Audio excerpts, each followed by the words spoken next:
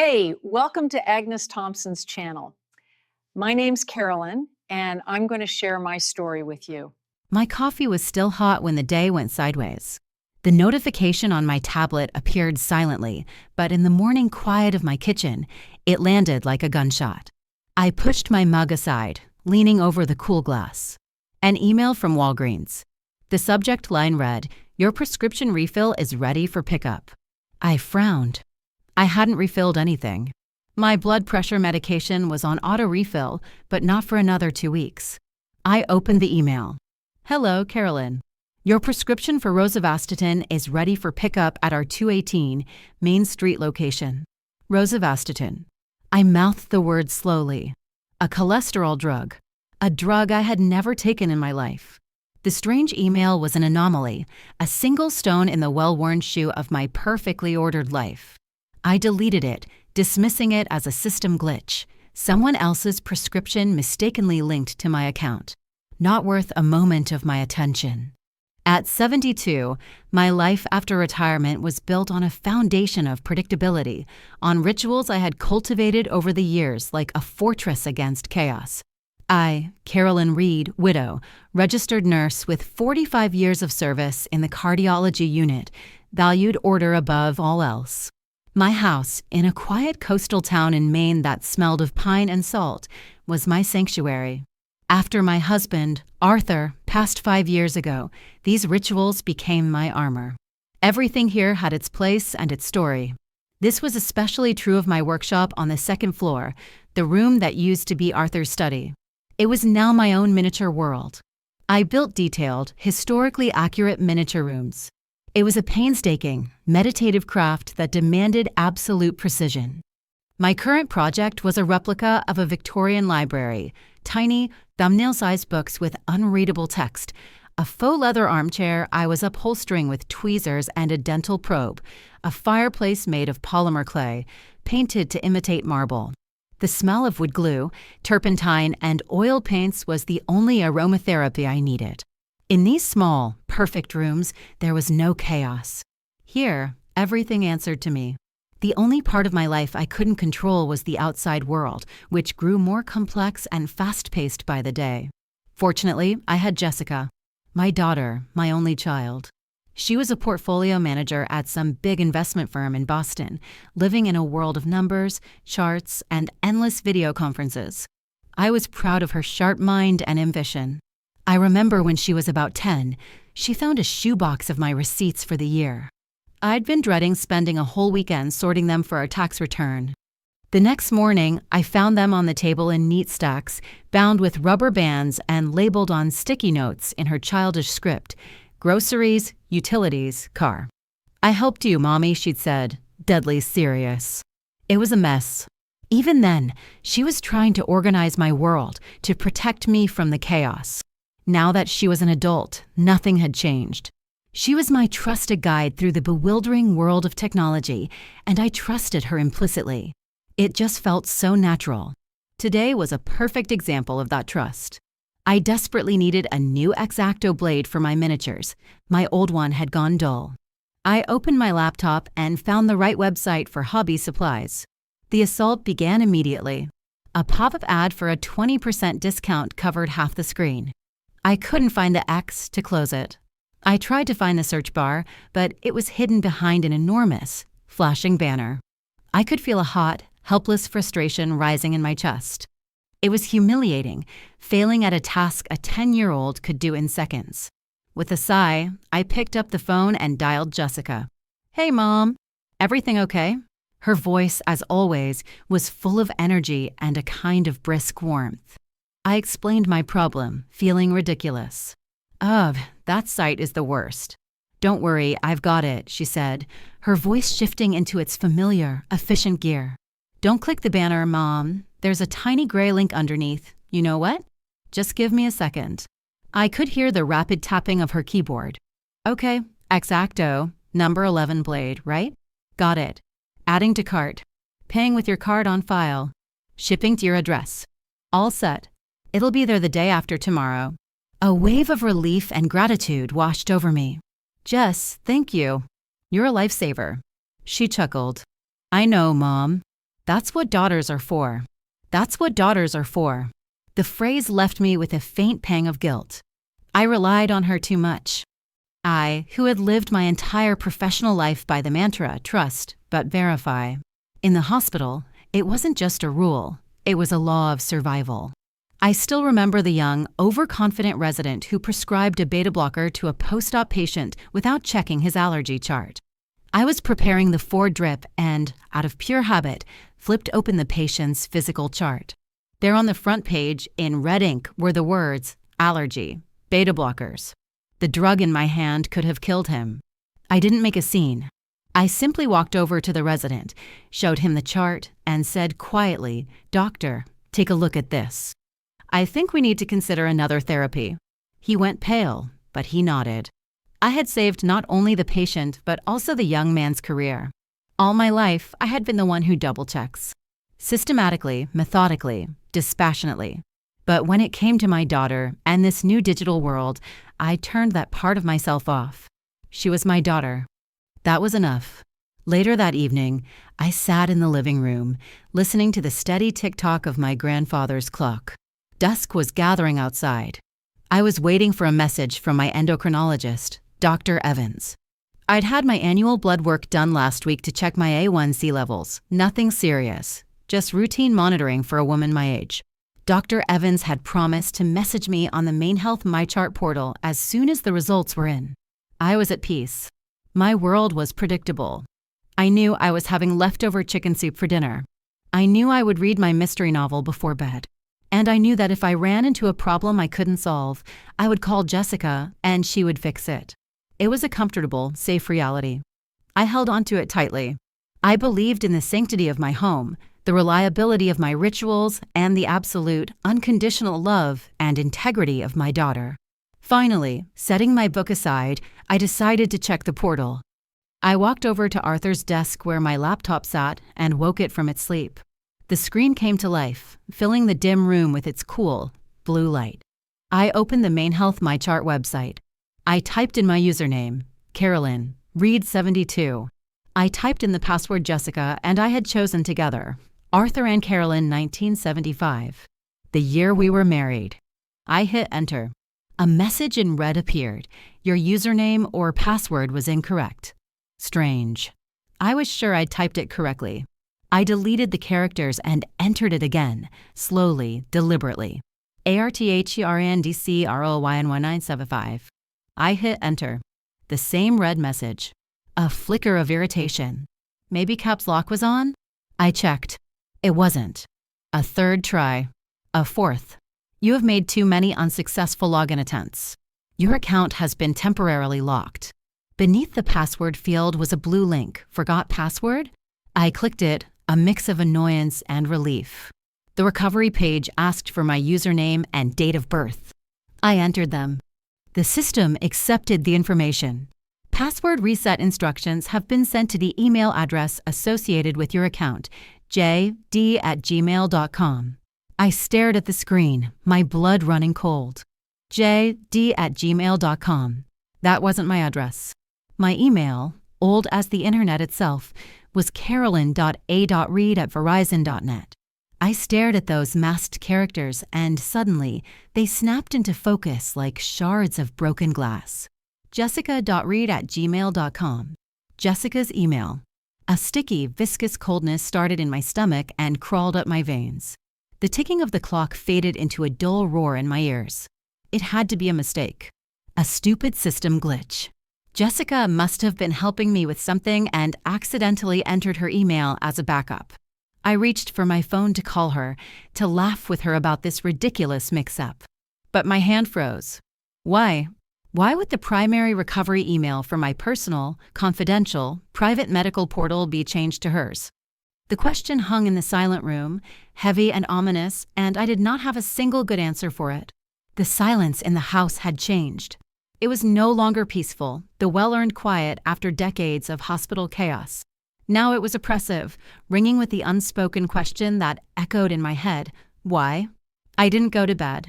The night found me in the living room, in Arthur's worn leather armchair, a cold cup of chamomile tea in my hands. The grandfather clock's ticking, once a comfort, now marked the seconds of my new, distorted reality. TikTok. Incorrect password. TikTok. Jessica's email. TikTok. Why? I closed my eyes, and memories that were once a source of warmth now felt like burns. There was Jessica, a year ago, sitting with me in the kitchen, patiently explaining how to use the new smartphone she'd bought me. Look, Mom, it's easy. This is how you open apps. And this is your master password for everything. I made it the same so you won't get confused. I'll write it down for myself, too, just in case. At the time, it had seemed like the pinnacle of caring. She was shielding me from complexity, taking on the burden of memory for me. Now, I saw it not as help, but as the first step in establishing control. Dawn brought no relief, only a gray, washed-out hopelessness. The house, my sanctuary, now felt like a crime scene, and I was the sole witness who couldn't trust her own memory. I made coffee, but it tasted like ash. I stared at my phone. One simple act, calling Jessica, could dispel this fog. But I couldn't do it, because I was afraid of the answer.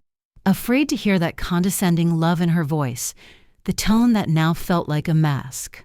Afraid she would say, "Mom, you're imagining things," and that I would believe her. Because a desperate part of me wanted to believe her. That was the most terrifying thought. What if she wasn't doing this out of malice? What if she genuinely believed I was no longer capable of looking after myself? What if her control was a twisted, suffocating form of love? The idea that my own daughter saw me as incompetent was more humiliating than the thought of malice. You can fight malice, but how do you fight a love that smothers? The decision came suddenly, like a switch being flipped. Enough reflection. It was time to work. I drove into town and went to a small, family-owned stationery shop. I didn't want to order anything online. I needed a physical act, a tangible object. I bought a thick, black, hardcover notebook and a good ballpoint pen. Back home, I sat at Arthur's desk, opened the first page, and wrote at the top, Protocol, Case File Number 1. It was dramatic, perhaps silly, but it helped. It transformed my pain and fear into a task, an investigation. First, I documented the events of the previous evening in a neat, methodical script. 8:14 p.m., August 16, 2025. First login attempt to my chart. Access denied. I noted every action, every system message. Then I took my phone and photographed the laptop screen, showing the message about the recovery email sent to jd@gmail.com. I emailed the photo to myself with the subject line, Exhibit Number 1. I felt a sliver of control return with every word I wrote. I was no longer just a frightened old woman. I was an investigator. Next, I found the number for MaineHealth's General Technical Support. My heart hammered as I dialed. I rehearsed my voice, making it sound exactly as they would expect, a little frail, a little confused, the voice of a senior citizen who is not good with computers. A bored-sounding young man answered, "My chart support. How can I help you?" My performance began. "Oh, hello, young man," I said, adding a slight tremor to my voice. "My name is Carolyn Reed. I'm having a bit of a problem with your portal, bless its heart. I'm just all thumbs with these computers." "What's the issue, ma'am?" he asked, his voice flat. "Well, I've forgotten my password. Can you imagine?" I tried to reset it, and it says it sent an email to a J-something address. That's not my email. It must be my daughter's. She helps me set things up. Maybe she put hers in by mistake. I paused. "Ma'am, for security purposes, the recovery email can only be changed by the user after logging into the system. We can't change it over the phone," he recited. My heart skipped a beat. There it was. The first piece of external confirmation. "Oh, I see," I said. "So to change the email, someone would have had to log in with the correct password first?" "That's correct, ma'am." His impatience was growing. "One last thing, dear. Does the system keep a record of when people log into my account?" The question was a risk. "Yes, ma'am. In your security settings, there's a login history. It shows the date, time, and IP address of every login." Bingo. I thanked him profusely and hung up. With a trembling hand, I wrote in my black notebook, confirmed. 1. Email change requires successful login. 2. A log of access. Date, time, IP address exists. Jessica hadn't just helped. She had used my password to enter my account. And then she had locked the door behind her and changed the key. Knowing what happened wasn't enough. I had to understand why. What would drive my loving, successful daughter to such a profound betrayal? The answer had to be in our past. I sat at my laptop and opened my old Verizon email account. The interface was clunky and slow, but it held over a decade of our correspondence. I began searching keywords: health, money, worry, help, security. The results formed a disturbing timeline. 2021, email from Jessica, subject, Mom, just a thought, was reading an article about how seniors can have sudden health declines. It just makes me worry with you being alone. Maybe we should make a list of all your doctors and meds, and I can keep a copy, just for peace of mind. I'd seen it as caring then. 2023, subject, electric bill, saw you missed a payment. No big deal, I took care of it. Maybe I should just set up auto pay from my account so you don't have to worry. It would be easier and safer. I had declined, but now I saw the offer differently. Early 2025, subject, important. I was talking to a financial advisor, and he said that end-of-life medical costs can be astronomical. We need to be prepared. Do you have a long-term care policy? We should review everything. The pattern was clear. Her anxiety was growing, and its focus was shifting from my well-being to the financial consequences of it. Then I remembered the shared Dropbox folder Jessica had set up for us to exchange family photos. I logged in for the first time in years and saw a folder I'd never noticed before, Jess_backup_2024. My curiosity overrode my sense of propriety. I clicked. Inside was a mess of work documents, but one subfolder was simply titled Personal. My finger trembling, I opened it, and my world fell apart for the second time. They were scans. Overdue_notice_citibank.pdf, final_warning_capital_1.pdf, student_loan_statement_2025.pdf. I opened one. A letter from a collection agency to Jessica Reed. The credit card debt was 5 figures. I opened another. The balance on the student loan I thought she'd paid off years ago was staggering. My daughter was in debt. Deep, desperate debt. And her panicked caring for me suddenly had a new, ugly name. She wasn't afraid for my health. She was terrified that a sudden illness, with its accompanying bills for caregivers and treatments, would be the final nail in her financial coffin. Controlling my medical portal wasn't an act of love. It was an act of financial self-preservation. She wanted to know about any problem at its inception, to manage the costs, to optimize the treatment, to keep her hand on the pulse of my potential expenses. Nausea rose in my throat. This was worse than helicopter parenting. This was risk management. I was a financial liability she had to control. I needed one last piece of confirmation. I called Arthur's sister, Susan. We chatted about the weather, the grandkids. Then I asked, as casually as I could, Sue, have you talked to Jessica lately? I'm a bit worried about her. She sounds so tired on the phone. I hope everything's okay at work. It was all the opening Susan needed. Oh, Carolyn, tell me about it. That job is running her ragged. And Boston is just impossibly expensive. She was telling me she had to put off getting her car fixed, said all her money is going to her rent and those awful loans. I listened, murmured my sympathies, and felt a block of ice form in my stomach.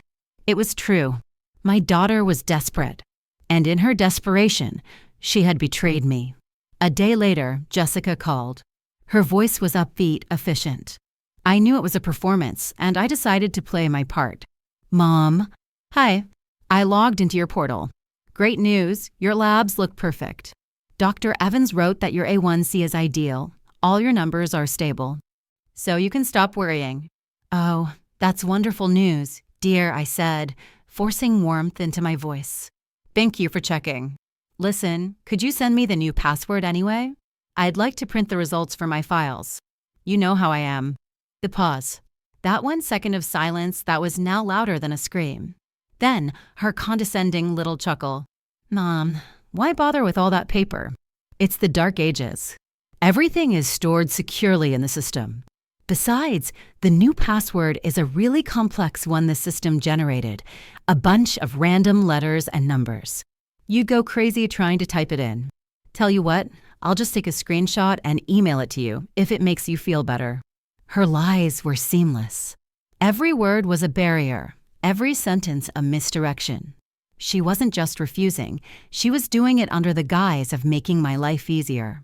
Yes, I suppose you're right, dear, I said, feigning defeat. Please send the screenshot. Of course, Mom. Sending it now. See how easy it is when I'm here to help? Love you. I love you, too, dear, I lied and ended the call. The screenshot arrived moments later. It was a clean image of my lab results. But Jessica had been careless. In the corner of the image was a tiny sliver of her desktop background, and on it, the icon for a cryptocurrency trading app. Another detail, another brushstroke in the portrait of a person desperate for easy money. The evidence was collected. The motive was clear. But what now? My first instinct was to fight technology with technology. I spent an entire day on Google. How to regain access to my chart account if email is changed. Report unauthorized access to medical records. Patient privacy rights digital age. I fell down a rabbit hole of legal forums, vague articles, and law firm websites offering free consultations that were just lead magnets for their $500 an hour services. I felt even more helpless. The very technology meant to empower me had become the walls of my prison, and I didn't know how to tear them down. My next attempt was emotional. I opened a new document and began to write a letter to Jessica, pouring out all my shock and pain. You didn't just change a password, Jess. You changed how I see you, our family, my entire life. You assessed me in dollars and cents and decided I was too much of a risk. Tears streamed down my face. After 3 pages, I read it back and realized with horror that this letter was my own death warrant. In Jessica's hands, it would become undeniable proof of my emotional instability, my senile paranoia. She could show it to anyone, a doctor, a lawyer, and they would nod sympathetically. Yes, the poor woman is clearly unwell. I deleted the file. That left a third path, bureaucratic. I found the contact information for the hospital's patient advocate, the ombudsman. I spent another day composing a cold, factual letter, listing dates, times, and facts without a shred of emotion.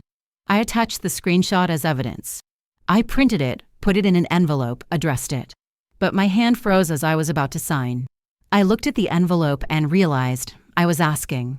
I was complaining. I was asking someone else to step in and solve my problem. I was once again casting myself in the role of a victim waiting for a savior. And I refused to be a victim. The nurse who had spent 45 years making life or death decisions could not be reduced to simply filing a complaint. I had to act. Exhausted and defeated, I sat in Arthur's chair and looked at my professional library. It was the last thing I had left. Not technology, not emotions, not complaints, but knowledge. Fundamental, systemic knowledge. I went to the bookshelf and pulled down a heavy, blue-bound volume, Medical Law and Ethics for Practitioners, 7th edition. The book smelled of dust and old paper. It was the smell of order, of rules, of a system. I started reading not as a student, but as a lawyer searching for a precedent. I skimmed chapters on informed consent and patient confidentiality. I was ready to give up when my eyes caught a footnote at the end of a chapter. It referred to an appendix, sample legal documents for medical practice. Out of sheer curiosity, I flipped to the back. And there, on page 482, I found it. Not just an answer, a weapon. The section was about the Health Insurance Portability and Accountability Act, HIPAA. I knew the basics, but I'd never delved into the legal specifics. Now, I devoured every word.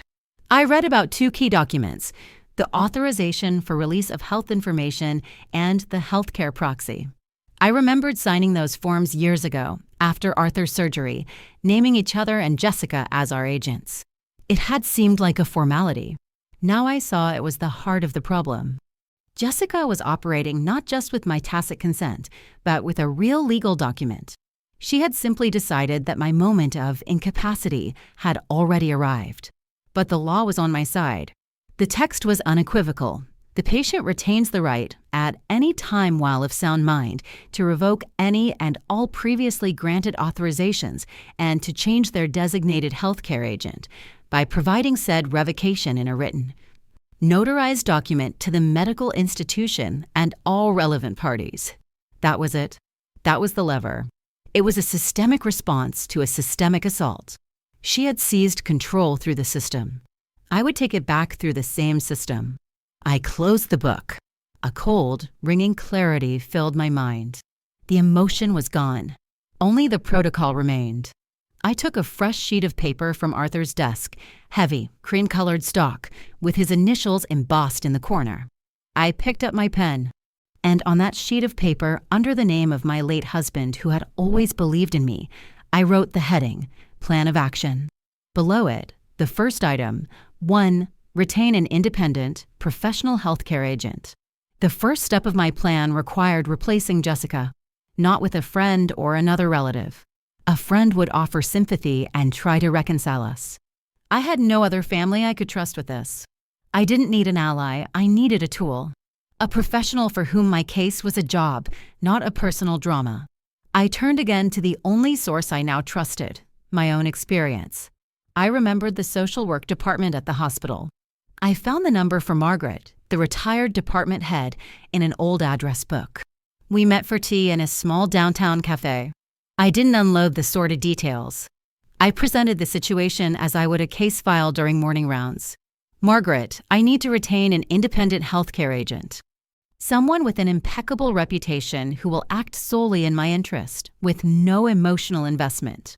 Margaret, a wise woman who had seen hundreds of families implode, didn't ask questions. She simply nodded and wrote a name and number on a napkin.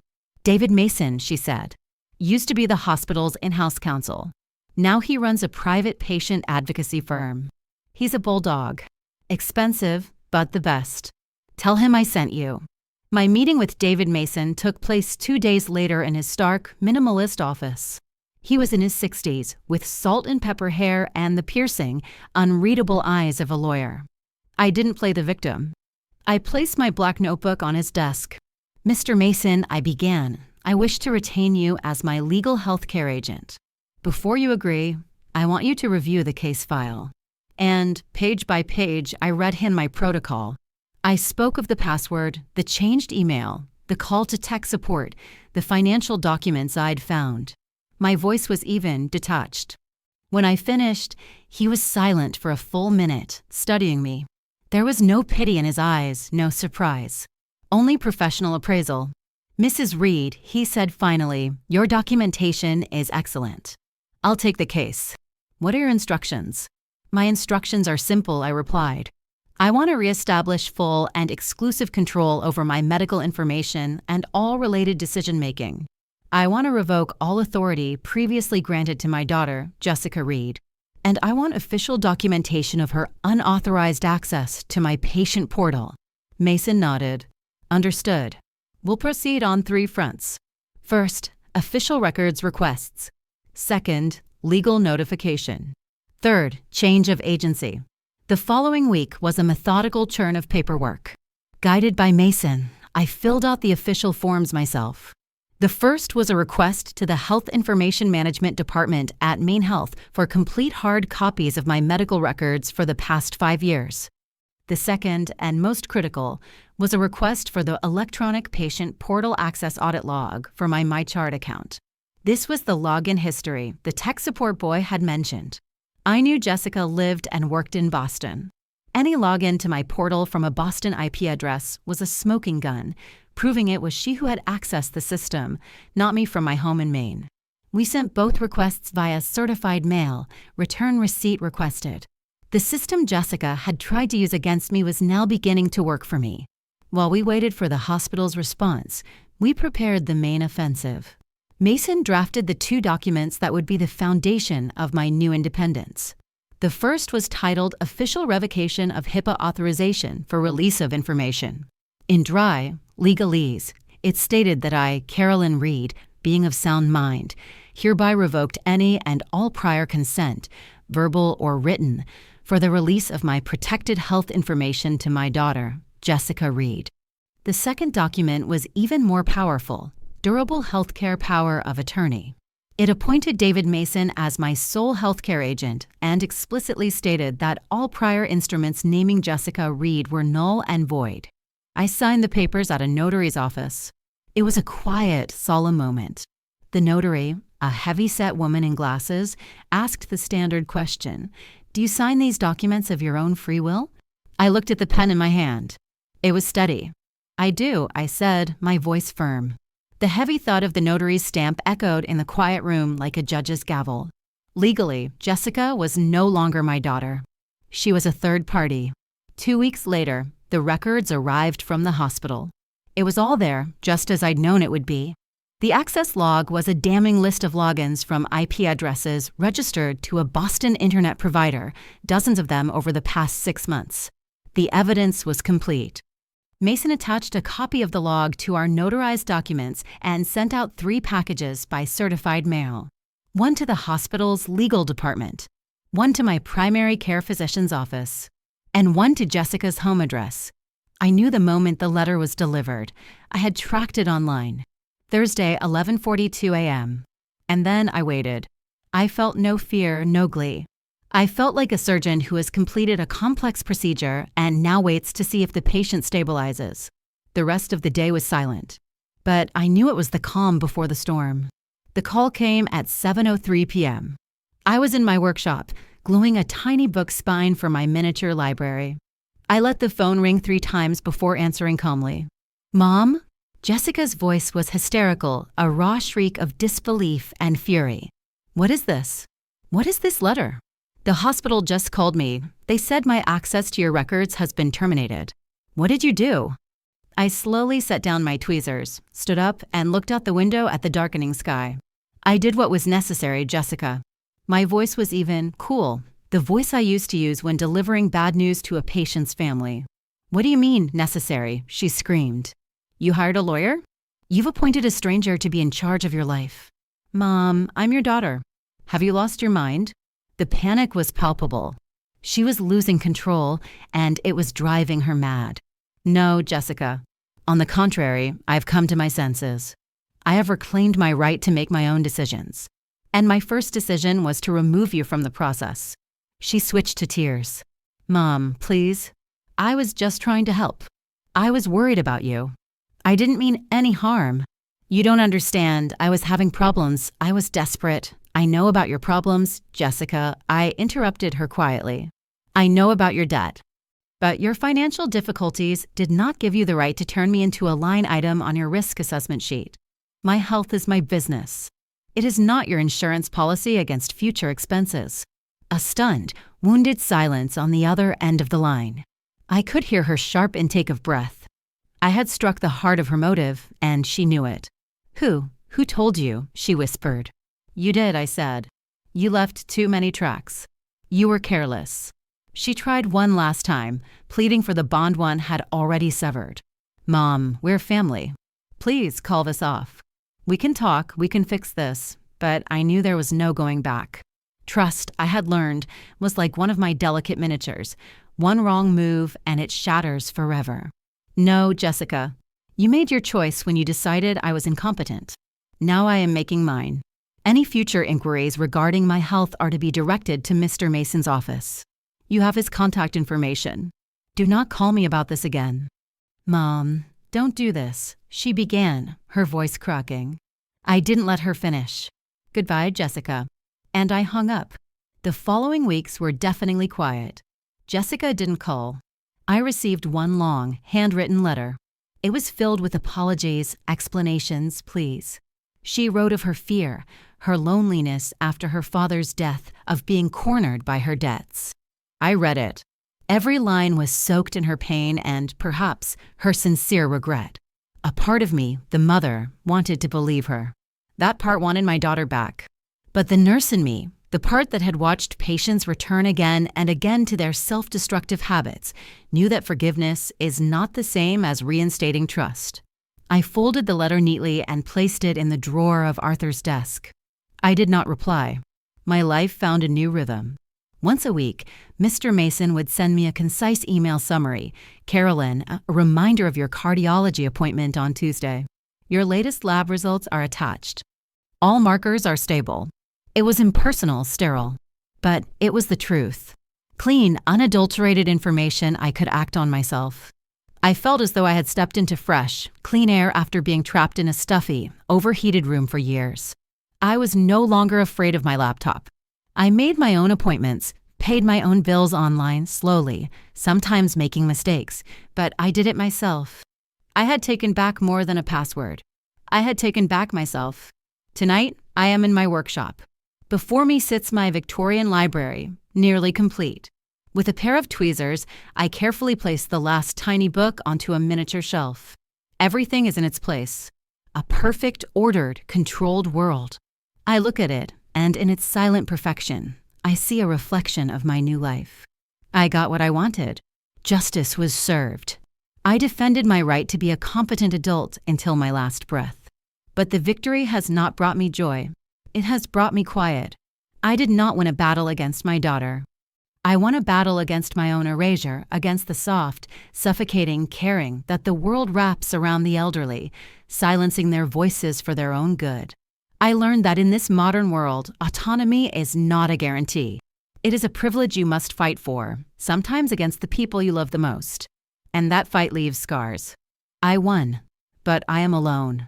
In my perfectly ordered house, in my perfectly ordered life, there is no longer room for the chaotic, unpredictable, and sometimes destructive love of my daughter.